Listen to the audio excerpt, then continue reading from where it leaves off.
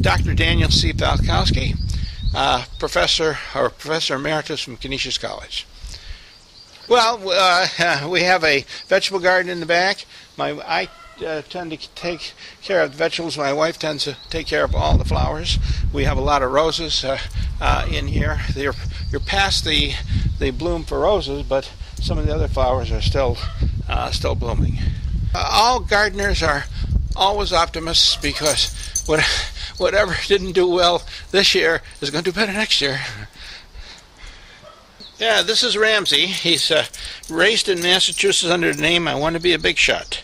And we adopted him. He's 6 years old this 4th of July. He was born on the 4th of July. Hi, my name is Catherine Fagan, and I live at 50 University Circle, down Main Street, one block. Well, it's a fairly new shade garden in progress. With all these trees I have in front of my house, I had to find plants that would thrive, and based on both my neighbors, it's been a lot of fun trying to get the plants that are suitable for a garden of this type.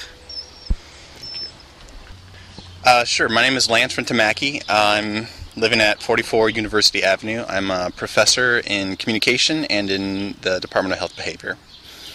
Creating sort of a cottage-style flower garden in the front, and we'll be doing the same in the back, but the back is not quite ready for viewing, maybe next year. So, your neighbor tells me hand-me-downs from when your garden never grows. Well, for instance, the silver mound in the front was it grew up rather than out, and what I think I'm going to do is thin it out by taking out one plant every other spot and finding them new homes, so that maybe they won't be quite so bushy next year. So she'll certainly inherit some of them. So. This is the goofball. Some people call her Maya, like my next door neighbor, but we call her the goof. I'm Sylvia Williams Ferguson, and on Larchmont Road, and I actually sit on the board of directors of the UB Alumni Association. So I'm a novice gardener, and no rules apply here, except just pick the weeds when you see them. And if they're not big enough, you just ignore them. Oh, it's an old ladder with staggered plants every other rung. Same color this year, almost. And just to utilize the finds that I found at a garage sale. My name's Ann McLeister. I work at the dental school.